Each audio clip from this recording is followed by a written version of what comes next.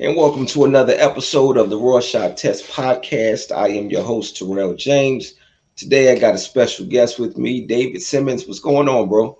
What's up, bro? Appreciate you having me on here, man. It's great to Man, I'm excited about you being here, man. I've been looking forward to this. Really looking forward to this, man. likewise. We've been friends for a while, but I've been a fan for a while also. I just love the way your brain works. So, Thank I really look forward to doing this type of thing with you. So, you, bro. so, so we're gonna talk a little bit about your writing, about you being an author. But for anybody, if it's your first time watching the show, what I do here, the Rorschach Test Podcast, I put up a series of Rorschach or ink blot tests. And I ask my guests what they see. Based off of what they see, I connect it to who they are, what they do for a living, and their passions. So in this case, we are connecting it to David being an author and his writing. But we're also going to take a bit of a trip, just through like a psychological, emotional journey. And we're just going to kind of start to peel back layers and make the connections that way. So before we get into it, man, first, let me just ask you, how long have you been writing? Um, I mean, if you include music, and I think we should, right? Hmm. Um, I've been writing since I was a little kid, what I'm saying, making up songs and things like that since I was in like elementary, you know what I mean? Um, but as far as writing, as far as like jumping off the stoop, but writing, you know what I'm saying? Like getting paid for it, about 2 years, 2 years and a few months, maybe 2 years, 3 months. I've been getting, before that, it was just like, making shit here and there, writing stuff here and there, coming up with ideas, making songs and all that. But when I became published and I started having like sales and writing, I say about like look 2 years and thing. Hmm. Yeah. Okay. Okay. So what inspired you to start writing? I guess we can start with music. What inspired you to get into music? Music.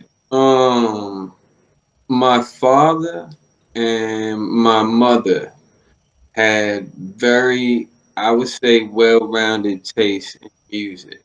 My father was a fan of Santana, Led Zeppelin, Pink Floyd, Jimi Hendrix, the Isley Brothers, the Pointer Sisters, um, Prince, The Doors. He would play that. Hmm. My mother, she was a fan of, I say, the more pop 70s to 80s oriented music. So we'll say like Phil Collins, Genesis, David Bowie, Queen, what I'm talking about. We'll go with Duran Duran. So that was their thing. Like when rap music came out, because it did, when I when I was young, I'd say when it came out for me, I'm not gonna get into a debate of when rap music came out because it came out a lot earlier than in existence than it did for me. But for Hmm. me, it came out in 1993 with Snoop Dogg's Doggy Style album. You feel me? Hmm. That's when music came out for me, and then later on, Bone Thugs. You feel me? Right. So my father heard it when I heard it, and he liked it. My father's a percussionist. He liked it. He enjoyed it.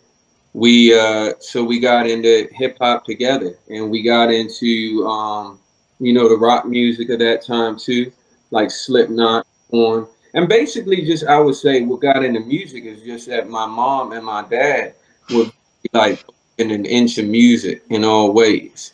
And they just like good music. They ain't fuck with bad music, but they like good music. Feels good, you know what I mean? Right. Hmm. So Yeah. Yeah. It was definitely good music because everybody that you named is a legend. So you can't come up around that type of music and not be influenced, especially if you have the gift to make music. You're just going to be influenced to make music just as great. yeah, and I think too. when I showed an interest in wanting to play an instrument, um, my mother and father jumped at that because that was also something that would keep me in the house and keep me safe and focused and keep me occupied. So, Hmm. showed an interest. I was like, "Yo, I want to play drums," and they were like, "No, we can't fit no drum set here." But they got me a guitar. You feel me? So Right. that's how I got it. Right? So Hmm. that's how I started playing guitar. So I say that was about like 10 years old.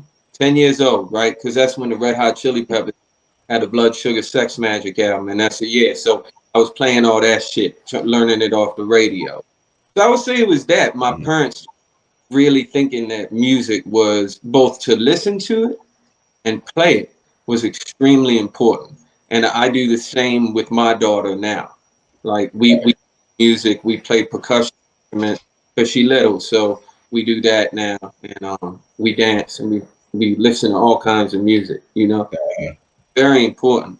You know, they say people who dance is a way of communications. Like Hmm. when your dancing is good and all that, so it's like it helps your verbal vocabulary develop, like all around ways of communication. So my parents believe shit like that, and I try to instill that with my daughter. So that's what I would say it came from. Hmm. Yeah. Yeah. I agree wholeheartedly, man. Wholeheartedly.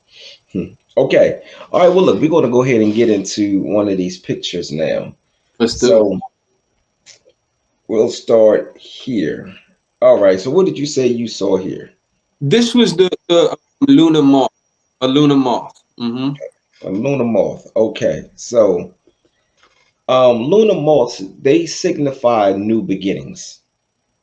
So tell me about your most significant new beginning.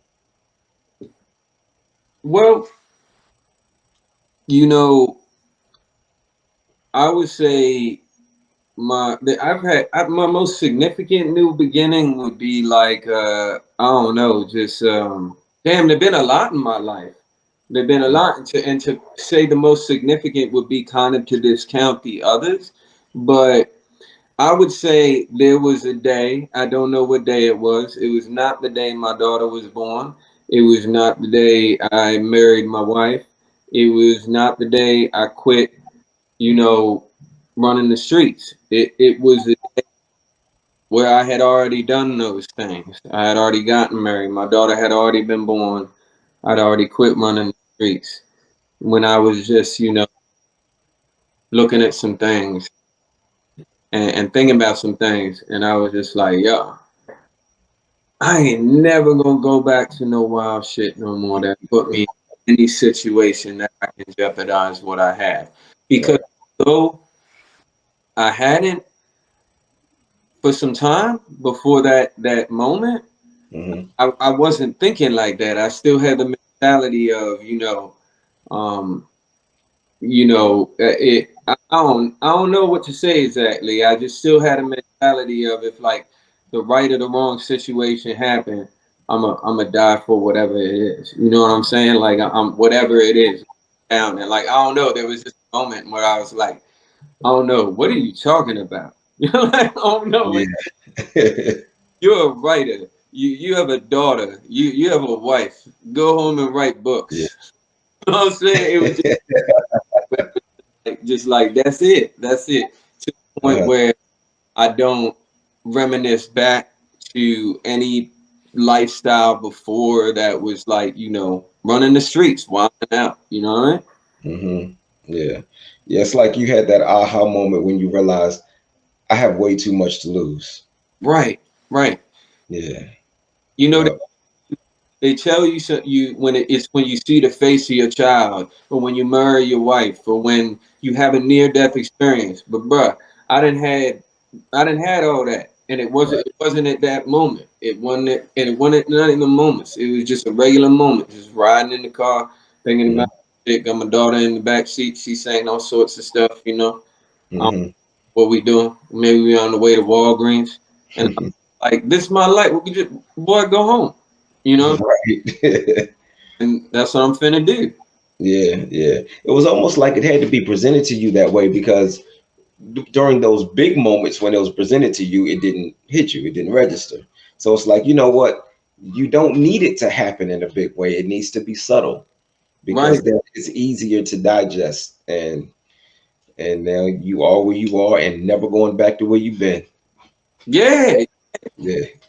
bro. I want to tell you something that's kind of funny because like the lunar moth. The reason I mentioned the lunar moth, right? Why I saw that immediately Hmm. is because when I was a kid, I was locked up in the camps, right? These camps for kids, right, out in the wilderness in Maryland and shit. And in the camp, we saw moth. It's like come floating down. They as big as your hand, bruh, Hmm. and land on a structure. I don't remember what it was. If it was a light pole or whatever, it was a structure. It just landed on that. Hmm. And I remember seeing that. And you said that symbolizes like new beginnings, right? Right. Well, I don't think my new beginnings were like a lunar mark. It was probably like a lot of little marks. You feel me? Hmm. Just little changes till you look back and you just like, oh, that's who I am. You know? Right. Yeah. That's what I Yeah. was. Yeah, I've seen them, man. I have them. You know, I don't live in DC anymore. I live out on the eastern shore of Maryland, but I'm out in the country now, man. And when I moved out here, I started seeing all types of bugs that I was like, yo, is that thing going to take me away? I mean, they're huge out here, but I've seen that lunar moth, and I was like, yo, that thing is huge. It's crazy. Like you said, it's about the size of your hand. Bro, I respect insects. I respect all them joints. I Hmm. love when I see them in their habitat. But when it come to my habitat, bro, I don't do none of that. So I try to stay in urbanized areas. And I just try to make sure we ain't got no rats or roaches or like mice. You know what I'm saying? You're right. Stink bugs, and that's probably it. As long as Yeah. I'm worried about that, because nah, man, like all them other insects, like, bruh, I only want to see a wolf spider about once, and I want to see him on my terms in his hood. Mhm. You feel me? Right. I want to be walking in the woods and go, "What's up?" And I see you, and he like, "Don't come over here. I'm not poisonous or nothing, but just don't come over here." And Hmm. all right, bet. Yeah, cool. Look, I respect you. You know, I ain't gonna walk on your territory. Just stay out of mine. Exactly. All right, man. So the other thing about the lunar moth, so the male lunar moths, they only live for 1 week. Damn. Yeah, they live for 1 week. And if I remember correctly, I don't think that they have a mouth or a digestive system. Damn. So yeah, so but they only live for 1 week, and so for them, life is short. When you hear the words "life is short," what does that mean to you? Um, like if like life is short, Hmm. I don't if that's cool if other people don't agree with it. I just don't see how it's like logistically so or anything because life is the longest thing that any of us do. So Yeah. I feel Hmm. like it is long and like when your life is going well, I guess it feels short because time goes by fast and that's when like you be saying dumbass shit to your coworkers like, huh, January's almost over. You know what I'm saying? That life going all right. But bro, let me tell you, when your life not going all right, life feel long as hell. So Hmm. I don't know. I think it's relative. When someone say that, I think it's relative. Right. Yeah. Yeah. I agree. I agree with you wholeheartedly. Um, okay. So let's move on to another picture here. So, what did you say that you saw right here? Okay. So for me, that to me most look like the bullfrog or the toad or whatever from in the tree from that movie Pan Labyrinth, Mhm. but it also has the snout of like a pig maybe with a mouth and like it like saggy breasts and like a gut. So it's like a pig, frog pig looking joint. A frog pig. Yeah, Okay. All right, so what we gonna do? Look, my screen is getting blurry, man. This is crazy. I'm trying to. All right, give me 1 second here. I gotta fix this.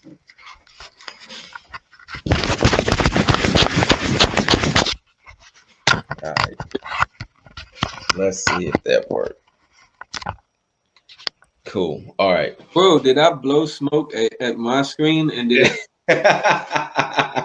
Bruh. You Oh, got something good over there if you was able to pull that off. I heard that. That shit, wow, bro. But okay, man. But the bullfrog from Pan's Labyrinth. Okay, so that movie, Pan's Labyrinth. What it does, it takes um an imaginative world or a mythical world and a real world, and they pretty much come together. So for you as a writer, what happens when your imagination and your real worlds come together? Well, I try to write the style I write in is almost like the Latin American style of magic realism. Kind of Hmm. what Pan's Labyrinth is filmed in that idea of combining reality and then adding a surreal element to it, adding fiction, the supernatural. That's the way I write. I have written short stories that are horror stories, crime stories, prison stories, suspense stories, violent stories, and I've done those. But what I write in my preference in the books, full length books that I work on and that I have out are basically surreal reality. So the way it works for me is I figure out what I want to write about. If I haven't truly experienced it, if it's something I can experience without jeopardizing my life, or Hmm. my situation, I go put myself in a situation. So, like for instance, the book I'm working on is a sequel to my book. It's called Ghosts of West Baltimore. It's a sequel to Ghosts of East Baltimore. A large part of it takes place in Park Heights. So I met up with a rapper from Park Heights named Linwood, Park Heights Lenny. I met up with him and we rode around and he answered all my questions. And we, for about an hour, just riding around and he explained stuff to me because he grew up there. He was born out there. Hmm. Um, that's the living in it experience. Then I take that back home. Um, I write the reality, and then I just might add a motherfucking drug dealer with like a mech suit and fucking rocket launchers on his arms, just walking down Park Heights Avenue, black motherfuckers, while the motherfucking Hasidic Jews right up the street in that part of Park Heights are fucking launching their rocket launchers. But I can do that because it's a book and I ain't got no budget. You feel me? Right. So that's what go through my mind. That's what I do. I like to get the reality. I go get it. I go get it in real life. I Hmm. write about the buildings, Lexington Terrace before they knocked the buildings. I don't know about that. That happened when I was like 15 years old. I don't know that shit. And my wife don't remember. So I gotta go ask my mother-in-law all kind of questions about what were the buildings like. What were the buildings like in West Baltimore before they knocked the buildings down? Ma, what were they like? What do people call them who lived there, Ma? So I'm hanging out with Ma, you know what I'm saying? Hmm. And she getting me what I need to know so I can understand that lived in experience. Then I go home, I write about it, the truth, but I might elaborate it so it's a little more New Jack City like. Now you got people with sniper rifles at every corner on the building, writing the Hmm. crime noir novel. So what go through my mind is just get the reality and then add a little seasoning to it, spice it up, give it Hmm. some fun to it. You ain't got no budget. Right. Okay. So now the other thing you say you saw the bullfrog from Pan's Labyrinth. So now I want to kind of deal with the bullfrog itself. So a bullfrog's lifestyle is pretty much solitary. Mm. I want to talk about being alone. Does being alone scare you? Um, Like the thought of being alone. uh, the thought of being without the people, my loved ones, the thought of being without the people that I love in order to be physically alone scares me because it would mean the loss of them. Right. But I'm also a father. You are a father. And Hmm. you know the idea of solitude sounds fucking beautiful. Wouldn't that be nice? You just get to imagine this. You know what? You know what they don't know. You know, what motherfucker don't know. You know what a dream could be. I love and I love my daughter, but you know what sound like a dream? I'm gonna get myself a hotel room, the Holiday Inn or the Days Inn. I'm gonna get that book I wanted to finish. I'm gonna get the Kindle so that when I want to dim the light and I can't read the book, I can still read it in the Kindle. Hmm.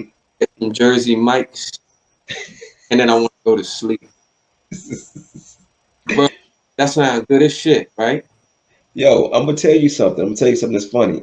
Every year, I normally do it at the beginning of the year. I did it at the beginning of last year, but then I also did it again in December. Every year for the past about 3 years, I go away by myself. I get a room. I get a room either in Ocean City or in Atlantic City because I want to make sure the room overlooks the water because water inspires me. So I get the room for about 2 days and I just create the entire time just by myself, just create. Damn, bro, you just took what I said and you made it. You took it up a notch the way you made it just sound. I like what you did with that, bro. And I like you already doing that, bro. I think I'm gonna have to talk to my wife, and I'm gonna make sure she can have like a whole spa world day and weekend and all that, and then I have Yeah, one day. You feel yeah, definitely, man. I'm telling you, I always come back rejuvenated. I come back, man. I get so much work done. I finished one of my books. When I did that, I wrote this past time. I wrote a book. I wrote a children's book, um, and I started working on beats. As I got into production, I'm still doing the music thing, but I mean, man, I've just really, really created. And this last time I was in Atlantic City, I stayed in the casino, I forgot which one. Oh, Bally's. I stayed in Bally's, but my room, it overlooked the water. It was a beautiful room, man. And so I was able to go down to the casino and then just sit there. I didn't even gamble, which I love gambling. I love playing blackjack, but I just sat there and I just kind of observed. I just watched the people and I just kind of soaked in everything and I used it as inspiration. And then I went back upstairs and then I just started writing. absolutely, bro. Some of the dialogue that you can get is Hmm. real wild ass crazy conversations that you hear motherfuckers saying in real life. You know what I'm saying? People be Right. saying wild shit, and I be like, oh, I gotta use that. And then you Hmm. inspiration from being in those situations for sure. Yeah. Yeah, man. Yeah. Look, if you can do it, man, do it. It's amazing, man. I'm thinking about it, bro. Now that's all. Yeah. It's hey, Yeah, yeah. All right, man. Well, look, we're gonna move on to the next picture here. So, did I finish there? Yeah. Okay. All right. What did you say you saw here? yeah. So I feel like this is the most obvious of the pictures to me. Um, it's a person with their mouth open in an O, eyes above the O mouth, getting their brains blown out, probably shot from the back of the head. So like their brain coming out their right ear and left ear at the same time. That's what that red mist is on each side. That's what that is. Okay. So, earlier you were talking about you write you have some violent stories that you've written. Yeah, So, is the violent stories that you have written, man? Is it because of the things that you've seen, and now it's just art imitating life? Yes and no, only because the type of violence I write in my books is more so hyper violence, ultra violence, almost surreal violence. You know, Kill Bill, when the heads Mhm. get cut off and the blood sprays out in a dramatic way. You know, Right. not necessarily a realistic fiction. You know what I'm saying? Like, um, so sometimes it can be, but for the most part, I go overboard with it. So that is to say, the violence I write in my writing is more so me having fun with the English language, being like, haha, I bet if I write this, I can make somebody get nauseous when they read that shit. Okay. So it's more like playing, because sometimes I will be, you know, texting my cousin who's a doctor in New York, and I'll be asking him some shit like, Mhm. I'll ask him like, what would the process be for taking apart your hand so you could get your hand out of a police handcuff, like realistic, not like movie shit? Would the character's hand be damaged for the rest of the story of the book?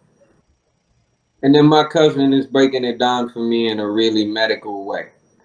And you know, I ain't no bitch, but I start getting a little queasy. You feel, start talking about the different bones that would have to break and then flat to pull the hand through. And Mhm. um so I know that I have to write that so that somebody reading the story will get to that part and be like, maybe put the book down for a second and be like, ugh, you know what I mean? So Right. I don't think it's because of the shit I've seen, because I have seen violence. I have seen extreme violence, but Mhm. I have not seen the level of violence that I have written about in Okay. any extent, I would say. Got you. Okay. So now the other thing with this picture, I wanna do a little bit of wordplay right here. Okay. So you said you see somebody getting shot in the back of the head. I want to talk about shots to the head, but I don't mean somebody actually getting shot. I'm talking about drinking alcohol, taking shots to the head. Now, also, I want to talk about shooting and the head, but still not somebody getting shot. I'm talking about somebody shooting up and what it does to their head. Okay. Hmm. Now, I want to bring all of that to creativity, whether we're talking about music, acting, art, whatever it is. I want to bring all of that to creativity. Some of the best works of art, some of the greatest music, greatest movies were a result of somebody taking shots to the head or shooting up and getting high and it just doing something to their head that activated something that made them extremely creative. So, my question to you is, well, first, let me say this. The thing is, if we take away alcohol and we take away drugs, then we take away some of the greatest songs we've ever heard, some of the greatest movies we've ever seen.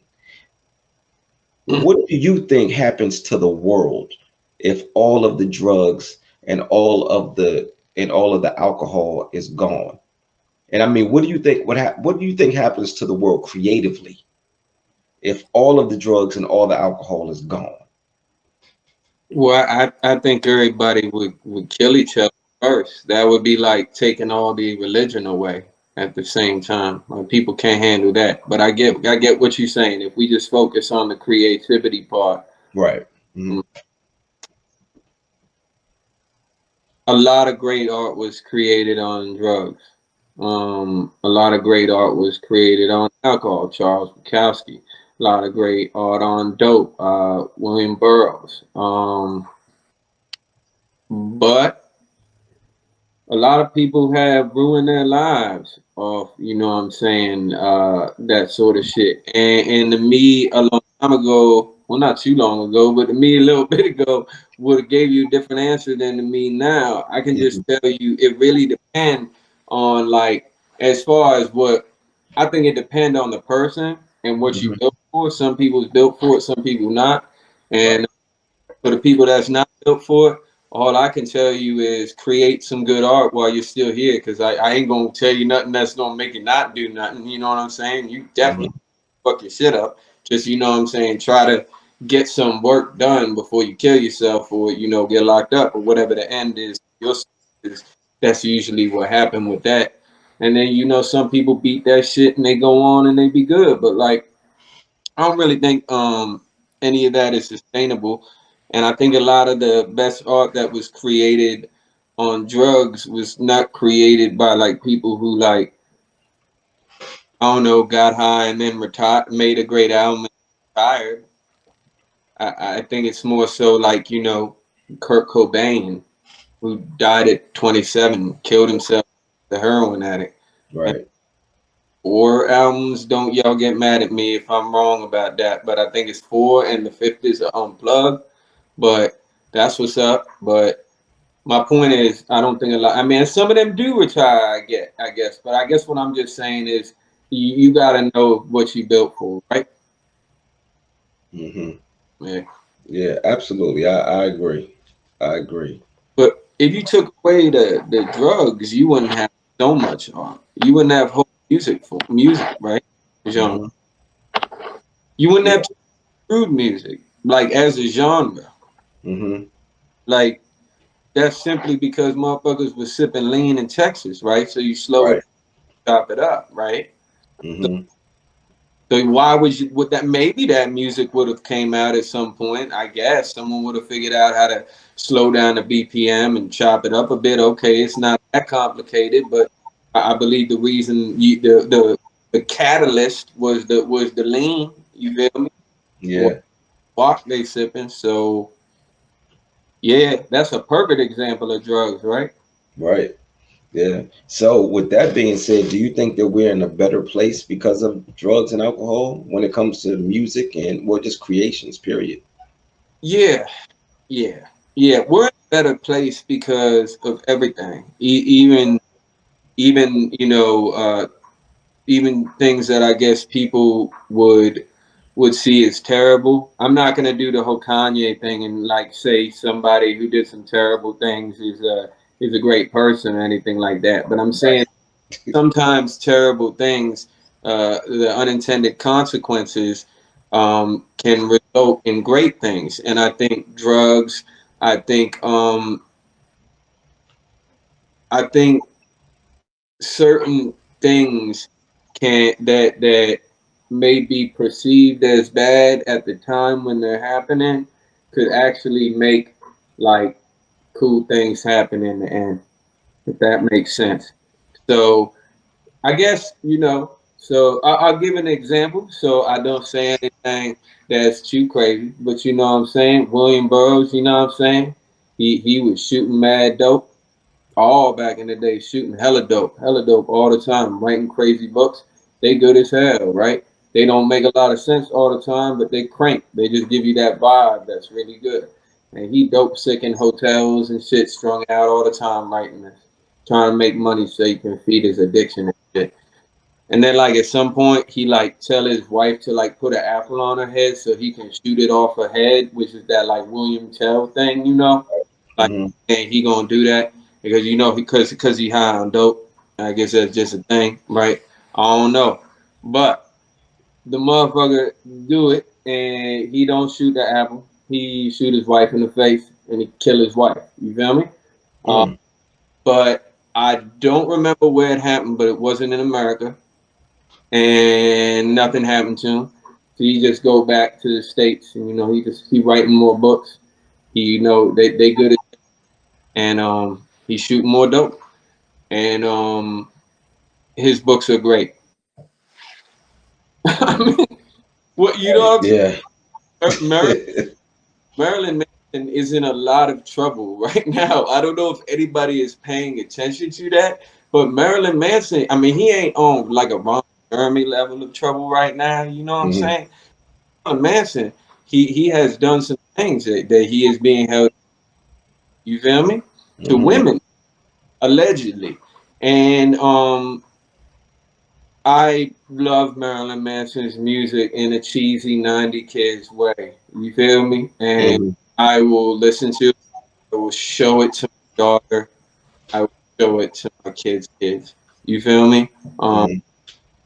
So I guess what I'm saying is like bad things, and I guess I mean I don't know, art, man, art. There's good art out there, man. There's a lot of good art out there. I'm not Mhm. gonna be like, oh, this art came from a dude who killed his wife, got heroin. Now I can't listen. I can't read it.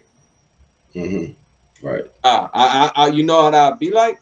I just like I wouldn't fucking be like this is written by somebody who is white, or this is written by somebody who is black or gay or straight. You know what I'm saying? What the hell? I would be like, hold up, is this written by a bitch ass boy who's lying about shit? Is that like what it's about? Is he faking? I'm not gonna read it then.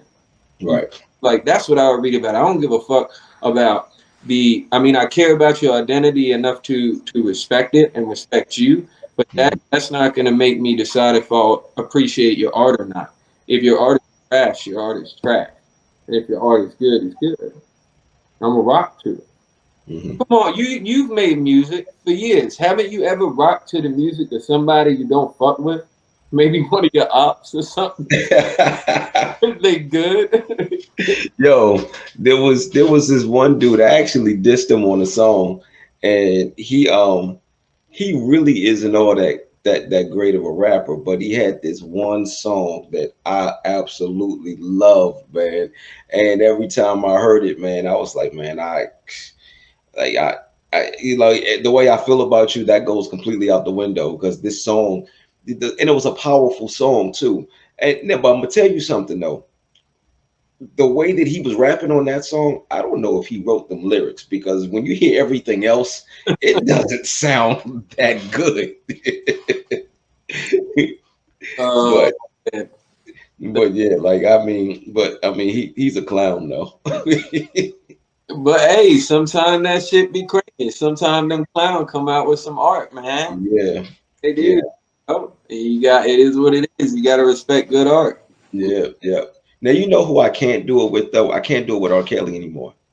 Well, no, And no, he hurt kids. So right, yeah, I mean, that's not the same thing. Like I understand it's very bad to shoot your wife in the head and shoot heroin, and then not do no jail time for it. right. Right? But whatever, that's two consenting adults. She put the apple on the motherfucking head.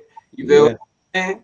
And it wasn't like I'm gonna move on from that. But my point is, yeah. R. Kelly That had wasn't his intention. He wasn't trying to kill her. no, he wasn't, and Right. all children, right? It's children, it's adults, it's adults. It's not. I don't think it's a debatable thing. You know, Right. we supposed to protect children. Right, exactly, man. And I've had the conversation with people. They're like, well, why can't you just listen to the music and just separate the music from the man? And I'm like, because the man is making the music from a very real place. And me as an artist, me as a creator, I write from a very real place. So I just assume that other creators are doing the same thing. So when I listen to his music, I'm thinking it's hard for me to not say, "Yo, did you write this about a 15-year-old girl?" And you No. ask yourself, would you ride around with the windows down in the summer playing R. Kelly? And if Right. the answer is no, then you probably shouldn't listen to it with the windows up. Exactly.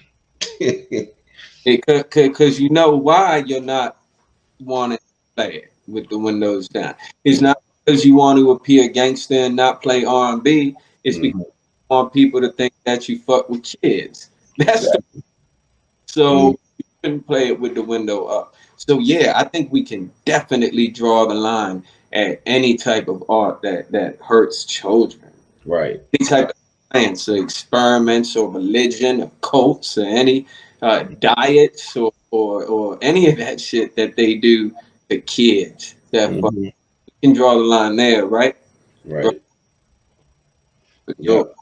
Yeah, man. I think kids, elderly people, handicapped people, they off limits, man. I can get down. Yeah, off limits. Yeah. So, what? All right, man. Well, look, right now I'm going to move on to the next part of the show. I call this part "Flip the Script." So what I'm gonna do is I'm gonna take all these pictures, I'm gonna turn them upside down.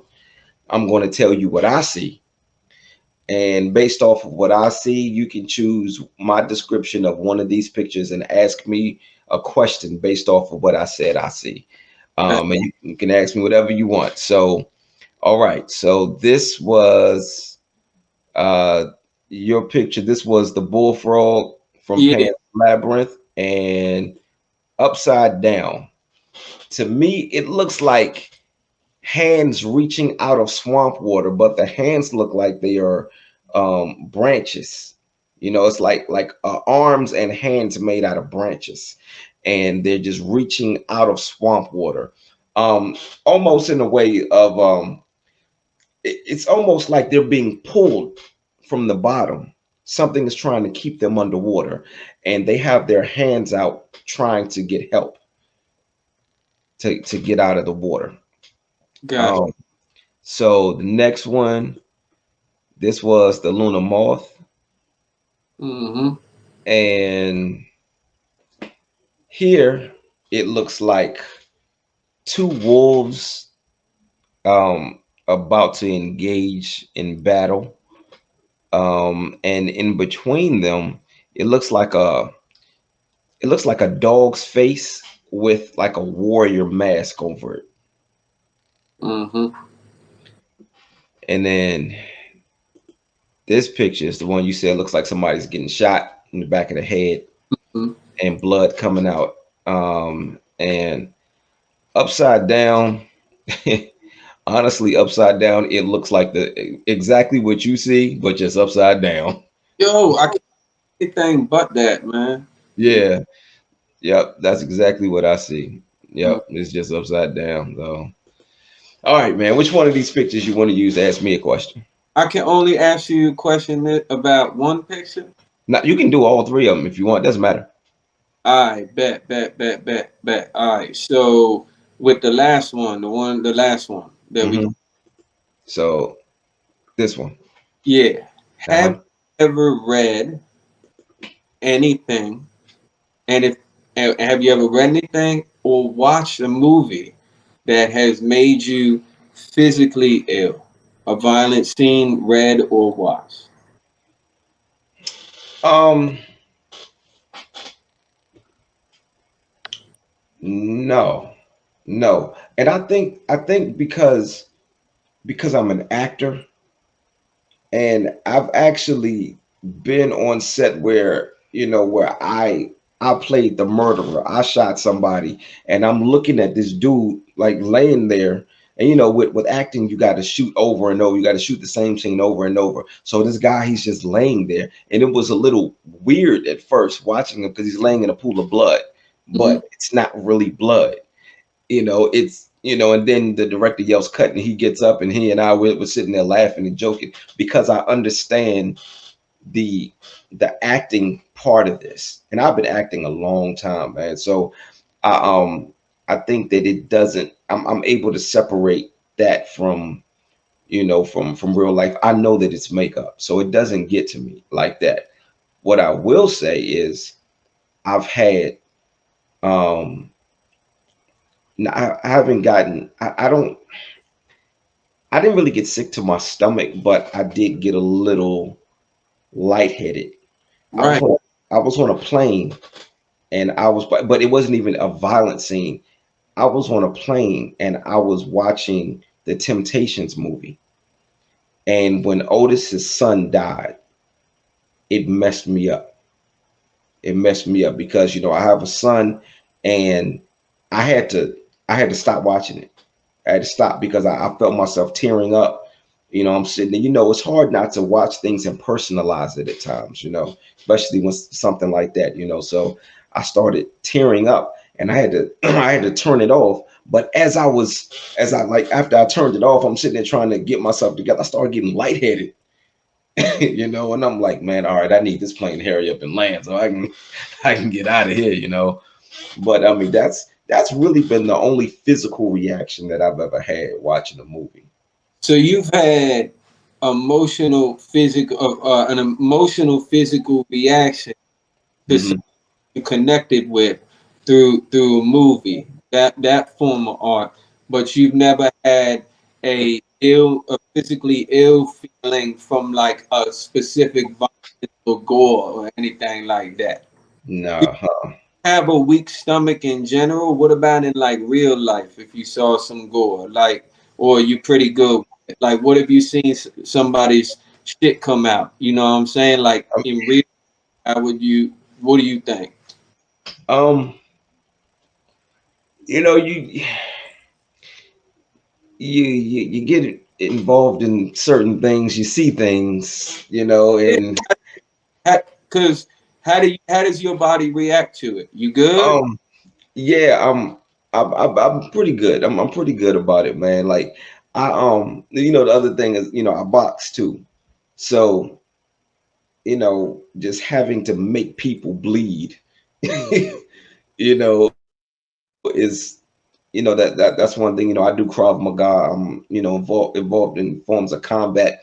So there's also the having to. I'm actually training to be a Krav Maga instructor. So there has to be a certain level of calmness in the midst of the storm. So you can't see this stuff and get all messed up. It's been a lot of psychological and emotional training that I've had to go through so that if I am faced with these things, that I'm okay. Yo, bro, I'm gonna write some shit. I'm gonna send you a link after I sell this shit, right? Hmm. And it's gonna make you nauseous. Watch. I'm gonna write some shit. Watch. I hear you on all that, but I'm gonna write some shit. You gonna read and you gonna be like, oh, for Now, real. now Okay. I will say this: Mm. seeing somebody throw up, now that'll do it. You know, and Or hearing it, yeah, everybody got a thing that get them right. You yeah. know, and I don't know. I really appreciated him writing. That's why I asked you about that. And but go back to that Luna Moth Upside Down. I had a question for you about that one, bro. So this one, Um, no, no, no. The other one that was the people raising the hands coming out of the swamp. oh, That one. this one, Yeah. So you said you live out now in the Eastern Shore and all that. hmm And, you know, you've traveled and everything. hmm Example, as far as like hands coming out of the swamp and all that. There's an area in Virginia I've never been to. I read about it. It's called the Dismal Bog or something. It's just like a huge swamp. You feel me? And it's called what the dismal what bog, I think. bog. Okay, I don't know. We can look it up. We can look it up after, okay. but I believe that's what it's called, and it's a big swamp, and just like extreme travel like that, as far as like swamps or mountains or scuba diving, but not for like colorful fish, but like for shipwrecks and shit. Mhm. Skiing in mountains higher than the resorts and shit. Is that something you've ever done or take an interest in at all? Yo, That's I definitely have an interest. Like I want to go snorkeling. hmm I've never done that. Skiing, I'm like back and forth. Man, I've had so many injuries that there's certain things I'm like, maybe I shouldn't do this, man. I've had so many breaks. I ruptured my Achilles, torn calf muscle, concussions. I mean, like I just have had so many injuries that there's certain things that tell me, look, at 41 years old, I'm not going to heal as fast. Maybe I should relax on some of these things. But and then also the you mentioned the swamp. I don't do snakes. okay. Yeah. Yeah. I don't do snakes. So Staying away from the deserts with the rattlesnakes and the oh nah, mm-mm. smart You thing. can have that. So when you going on vacation, you not getting all up in the shits. It depends on where I am. There's certain places. There's certain places that I do want to. Like I'm like maybe I can go ahead and explore this. But I'm gonna tell you something, man. I was it's so funny. I was just having this conversation with somebody earlier about how just growing up in DC, I used to I used to spend a lot of time by myself. I always had like a lot of friends, and I could always call my people if I needed them. But I used to always hang out by myself. And I remember like a couple of my OGs, they would say, I need you to stop going to certain neighborhoods by yourself. They said, because if something happens, now we got to intervene. And I'm like, all right, I'll stop, but I would still do it. But I would find myself in areas where I know I have no business being there. No business being there. I'm walking down these blocks by myself. For the most part, I was going to see some woman. But I'm walking down these blocks by myself, just in areas I know I shouldn't be there. I know I shouldn't be there. I have no problem with going and exploring, and but I do draw the line in when it comes to certain places and certain things. I'm not trying to be around snakes, even though like where I live now. If I don't put snake away down in my yard, them snakes, they'll be here. Like I've killed a couple of snakes in my yard. Wait, did snake? Oh, Yeah, snake away. what? What? They they make a special away for snakes, like for mosquitoes and shit. Yup, yup, and it works. That is utterly preposterous. Yeah, that there are people with that much snake problem that they make a snake away. Yep, yep. And it's cool because like you attach it to your water hose and you just spray it, and the stuff comes up through through the bottle into the hose and just spray the yard. What does it? What? I don't understand. What does it have that specifically snakes don't like that everybody I think it's the smell. the smell? Is Yeah, is it? We just know a snake don't fuck with man. The world crazy. I know it is. Snake away, bruh. You need to spray that on some of these bitch ass motherfuckers. That snake away. You I wish I could, yo. look it up to the water hose. Spray it. All you gotta do, hit it with the snake away. Yo, that last pitch, the other picture, the lunar mark upside down, right? This one. Yeah. You said there was two wolves on wolf on each side. Uh-huh. You ever seen a wolf in real life? Yo, let me tell you something. So I went to, it was a few, I was probably, we talking about like right around 2003, 2004. I um went to, I believe it was Hershey Park. I think it was Hershey Park. And I just walked up on it. They had this wolf exhibit, Mm. and I was stuck. I was just sitting there just staring at them. But I was focused on this one wolf who clearly was the alpha, right? He was on top of this, he was on top of this huge rock, and all of the other wolves were surrounding it. And every time that wolf would howl, the rest of the wolves would howl. Mm. It's like they were all following, what he was, like I said, he was probably the alpha, right? So I fell in love with wolves. Like that's my favorite animal. I got statues and stuff, up in, like on my bookshelves, of wolves. Just I mean, I absolutely love wolves. I started studying them, their mannerisms. I just yeah, man. I've seen actually on a couple of occasions. I've seen wolves, but in controlled environments. I've never been out and seen them, because as much as I love them, I ain't trying to see them like that, Right. But but at the same time, it kind of sucks because it's like they really shouldn't be caged like that. They really should be left to roam free, and but I mean but at the on the other hand, it's a cool experience. I also saw them a few years ago in Williamsburg at great what is it, we stayed at Great Wolf Lodge. Oh, Busch Gardens. Busch Gardens has a wolf exhibit, and I went over there and I saw that, man. But I just become fixated on them when I see them. I love wolves. Mm.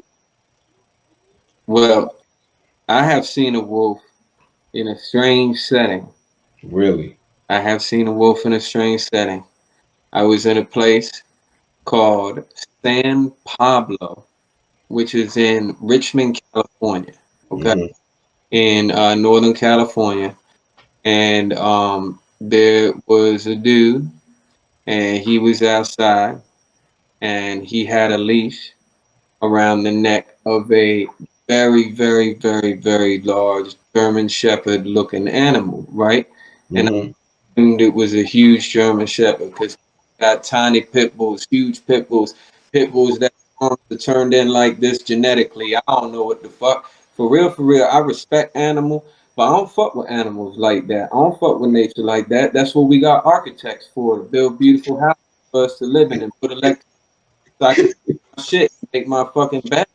I don't be fucking with nature and animals. That's for them. You feel me? I respect the wolf on TV from a nature trail cam. You feel me? Hmm.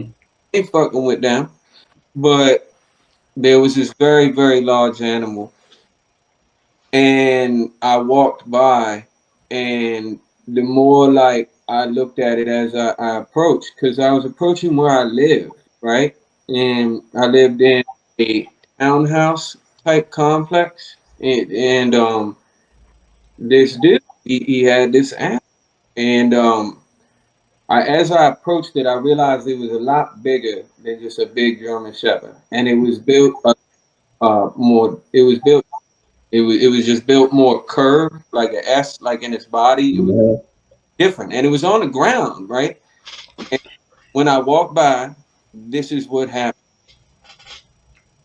The dude looked at me and went like this. Check out my wolf, right? That's what he said. Check out my wolf, right? And a woman, I won't say elderly, but middle-aged woman, walked by and said, "Is he showing off his wolf again?" Walked away. Now, you can take that as what you will, as if it was a really big German Shepherd. You can take it as if it was a coyote. You can take it as some people got wolf dogs bred with, Right. Yeah. Yeah. wasn't a full wolf. But I'll tell you, it never got up because, unfortunately, to let your listeners know, it did look depressed being in Richmond, California, as I imagined it would. I wasn't happy to be there either at the time. And it was just laying there. So I never truly saw how tall it was when it got up. But its body mass looked very different than a dog. You know. Yeah. Yeah. That's how wolf hybrids look. I used to want one, but that was like I decided against it. Like, you know what, maybe I shouldn't, because I saw how big those things get. And if you decide one day that you are more wolf than dog, Right. I got a problem. So yeah, And let me let you be. I don't judge nobody for doing nothing what they do. Is like I said, as long as it don't hurt kids. You feel what I'm saying? Right. Hmm. But sometimes, and my top dogs have a lot of dogs and have always had dogs and have always bred dogs, and everybody got them expensive American bullies that they breeding, and Hmm. they big and they muscular and they doing this and they, I don't know, sometime I hit my J and I be looking, I'll be like, look at us all arrogant, putting them inside in kennels and shit. Like, Hmm. look at us, just that's what we look at this killing machine that we Hmm. chilling with and hitting when it piss on our carpet. Motherfucker kill you. You feel what I'm saying? Like what my man in Richmond finna say to his wolf hybrid dog thing when that shit fuck up his shit. What are you gonna do? You gonna smack Nothing. do Not a damn thing. not a goddamn thing. That wolf is gonna run your shit and run your pockets and run everything and run that motherfucking house. Even if it only a hybrid wolf, it's gonna run your shit. Cause that joint was big, bro. It was big. Yeah. Yeah. Nah, I'm good. I don't even want to pet it. Me, even walked by, I never saw the situation again. Ever. Mhm. Mm-mm. I probably would have moved after that. I'm like, nah, You're going back to the East Coast. Right. All right, man. Well, look, we are about to go ahead and wrap up, but before we do, I want you to just let everybody know everything that you got going on, where they can find your books. If you got any book signings coming up, just anything that you want to let them know. Cool, cool. So, Oh, right and also how they can get in contact with you too, if you want them to get in contact with you. for sure. So, on Twitter, it's full time David, and everywhere else, it's David Simmons, my name. Um, right now, I'm working on the sequel to my book that's currently out. You can get it on Amazon. It's called Ghosts of East Baltimore. I'm working on the sequel to it right now. It's cool if you like, crime, horror, urban fiction. You know what I'm saying? The Wire mixed with like some Dark Souls, Bloodborne shit. Like throw it all in the mix. You feel me? If that's what you into, you know what I'm saying? You gonna fuck with it. Right now, I am also currently working with CeeLo, Funk Regulator CeeLo from Washington, D.C. I'm working on his biography.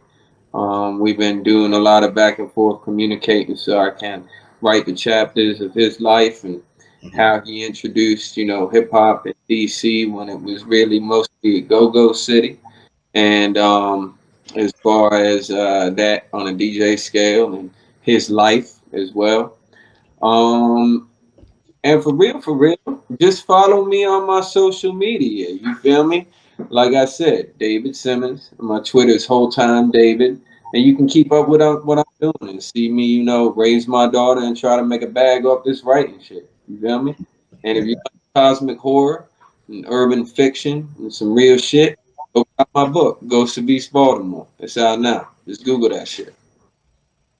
Yes, definitely go get it. I have read a couple of things. I haven't had a chance to read anything in its entirety, but I have read a few things. And I, your writing style, I absolutely love your writing style, yo. It's Thank you, man. crazy. It is crazy, man. Thank you. And but it's like so intelligent. It's almost like you took like Ken Jennings. I think was he the guy that had the most wins in Jeopardy history or something like that. I think it was Ken Jennings, but it's like, Right? huh? That name sound right. That name. Yeah, so it's like if Ken Jennings grew up in the hood.